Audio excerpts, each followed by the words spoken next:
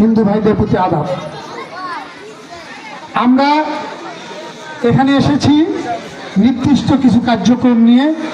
আমাদের প্রথম কার্যক্রম হলো আমরা জেলা বিএনপি সদস্য সংগ্রহ করছি।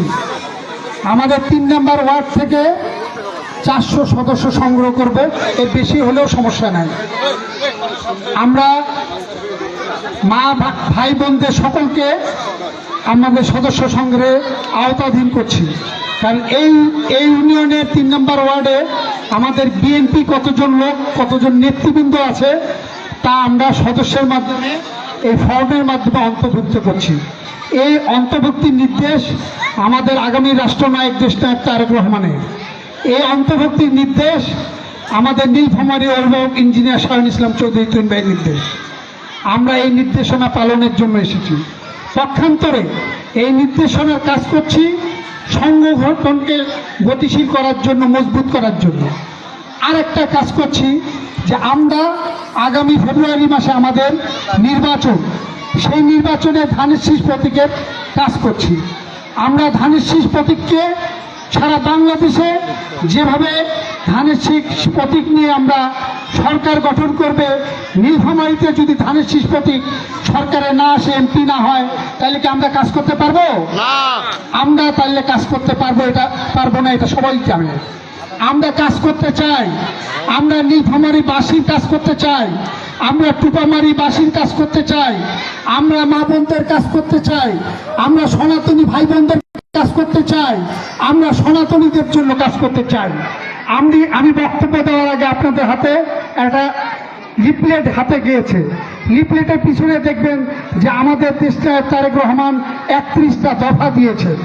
উনি অঙ্গীকার করেছেন, উনি জবান দিয়েছেন যে আমরা ধানের শীষ ক্ষমতায় আসলে 31টি দফার যা যা আছে তাই আমরা এদেশে পুনর্বাসিত করবো, এদেশে এস্টাবলিশ করব। এই 31 দফা আপনারা পড়বেন। আমরা 31 দফা যেটা দেশনায়ক তারেক রহমান দিয়েছেন, ইনশাআল্লাহ আমরা ক্ষমতায় আসবো, এই 31 দফা আপনাদের মাধ্যমে অবশ্যই প্রতিষ্ঠিত হবে।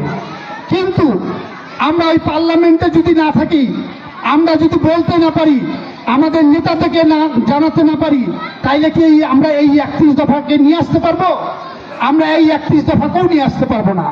কাজ করার জন্য এই পার্লামেন্টে যেতে হবে, কথা বলতে হবে, জনগণের কথা বলতে হবে, আমাদের টুকামারিবাসীর কথা বলতে হবে, আমাদের নীলফামারী সদরের কথা বলতে হবে যে এই সব আমার প্রিয়জন, আপনি এই সব আমাদের দেন।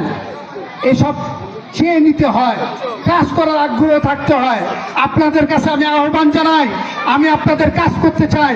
আমি সনাতন ভাই বোনদের বলতে জানাতে চাই, আমি নীলফামারীতে কিছু স্কিম করব, আমি নীলফামারীতে নিজস্ব কিছু ইস্তেহার দিব, যেটা আল্লাহ আমাকে আমার ক্ষমতা দিয়েছে, আমার যতটুকু নিজের আছে ওই নিজেরটুকু দিব। যেটা দেশনায়ক তারেক রহমান রাষ্ট্র থেকে দিবে সেটা তো আপনারা পাবেনই। সনাতনীদের জন্য সনাতনী স্কিম খুলেছি, সনাতনীদের জন্য তারা যেন তাদের স্বাস্থ্য সেবা, শিক্ষা সেবা, তারা যেন ফ্রি চিকিৎসা পায়, তারা যারা পিছিয়ে পড়া লোক জন্য, যারা গরিব হয়ে গেছে তারা যেন সুচিকিৎসা পায়, তারা যেন শিক্ষার ব্যবস্থা পায়, উচ্চ শিক্ষা পায়। আমাদের এখানে যারা মুরব্বীরা আছেন, ভাইরা আছেন, আপনাদের বাড়ির খবর কি আপনারা রেখেছেন? আপনার বোন, আপনার মা, আপনার বউ, তারা কি আমাদের দলে আছে, ধানের শীষে আছে, না বিএনপিতে আছে, না অন্য কোনো দলে গেছে? তাদের জন্য তারেক রহমান এই কার্ড পাঠিয়েছে, তাদের অন্তর্ভুক্তি করতে বলেছে। মহিলাদের জন্য আছে আপনাদের হেলথ কার্ড, মহিলাদের জন্য আছে রেশন কার্ড। এই জিনিসগুলো তো নিতে হবে, আপনাদেরকেই নিতে হবে। এই নেওয়ার জন্য আমরা প্রক্রিয়া করেছি। আমরা চাই আপনাদের সকলকে নিয়ে কাজ করতে চাই, ঐক্যবদ্ধ করতে চাই, বিএনপি পতাকা তলে আনতে চাই, ধানের শীষে ভোট নেওয়ার জন্য আপনাদের কাছে এসেছি। আমি মনে করি আপনারা অনেক কথা শুনেছেন, আজকে আমরা বক্তব্য দিচ্ছি, কথা বলছি, 31 দফার কথা বলছি, কাজ করা অঙ্গীকার করছি। কাজ করতে না পারলে আপনারা আমাদেরকে ফিরিয়ে দিবেন। আমরা কাজ করতে চাই, কিন্তু এক দল আর এক দল এসে বলছে কাজ করার কথা ভিন্ন, তারা তো জান্নাতি করে দিচ্ছে, জান্নাতের টিকিট দিয়ে দিচ্ছে। আপনার বাসায় গিয়ে আপনার মা বোনদেরকে বলতেছে যে তাদেরকে ভোট দিলে নাকি জান্নাত পাওয়া যায়। আর জান্নাত কি এত সহজ? জান্নাত কি ভোট দিলে পাওয়া যায়? তাহলে তো মানুষ আর কোরআন হাদিসের আলোকে চলবে না, ভালো মন্দ চলবে না, অন্যায় অত্যাচার এভাবেই তো চলবে। কোন পক্ষকে কি ভোট দিলে জান্নাত হয়? আপনারা বলেন, সম্ভব না। সুতরাং ভালো মন্দ নিজের কাছে, ন্যায় অন্যায় নিজের কাছে। ন্যায় অন্যায় বিবেক বুদ্ধি দিয়ে করবেন, অন্যায়ের সাথে কখনো আপোষ করবেন না, ন্যায়ের সাথে চলবেন, ভালো কাজ করবেন, আল্লাহ অবশ্যই জান্নাতি আপনাদের উপহার দিবে। আমি আপনাদের বলতে চাই, আজকের এই আমরা সদস্য সংগ্রহ করতে এসেছি। আমাদের নেতৃবৃন্দ আমাদের লিস্ট দিয়েছেন। আপনারা এই সদস্য সংগ্রহের মধ্যে আপনারা নিজেদের নাম তালিকাভুক্ত করুন, কারণ সামনের দিকে ইনশাআল্লাহ বিএনপি আসবে।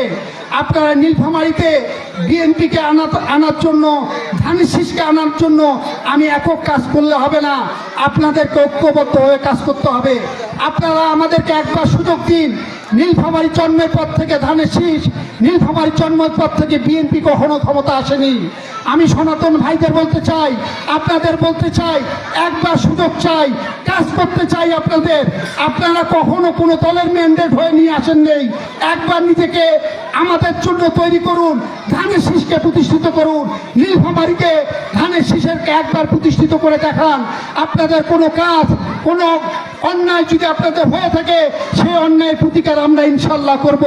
কোনো কাজ যদি করার থাকে আপনারা আমাদেরকে বলবেন, আমরা যদি কাজ করতে না পারি তখন আপনারা আমাদেরকে ধিক্কার দিবেন। আমি আপনাদের পাশে থাকতে চাই, আমি আপনাদের সাথে কাজ করতে চাই, আমি অন্যায়ের বিরুদ্ধে প্রতিবাদ করতে চাই।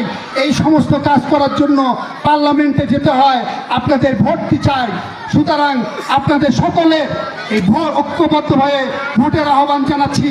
এবং সামনের দিকে আমাদের যখনই যেটা প্রোগ্রাম হবে, যখনই আমরা আপনাদের কাছে আসবো, আপনাদের যে কোনো সমস্যার কথা আমরা শুনবো ইনশাল্লাহ। আপনারা ঐক্যবদ্ধ থাকেন, আমরা আপনাদেরকে নিয়ে কাজ করতে চাই। এই অঙ্গীকার রেখে আজকের মতো বক্তব্য আমি শেষ করছি। এখন আজান পড়বে, যেহেতু বক্তব্য আমি শেষ করছি। আপনাদের সুস্বাস্থ্য কামনা করছি। আপনারা ঐক্যবদ্ধভাবে একবার ধানের শীষকে বিজয় করেন, এই আহ্বান জানিয়ে আমি আমার বক্তব্য শেষ করছি। শহীদ অমর হোক, খালেদা জিয়া জিন্দাবাদ, তারুণ্যের অহংকার আগামী রাষ্ট্রনায়ক তারেক রহমান জিন্দাবাদ, নীলফামারী অহংকার তুহিন ভাই জিন্দাবাদ, টুপামারিবাসী 3 নং ওয়ার্ডবাসী জিন্দাবাদ। সকলকে ধন্যবাদ। আসসালামু আলাইকুম। এই পর্যায়ে সভা সমাপ্তি ঘোষণা।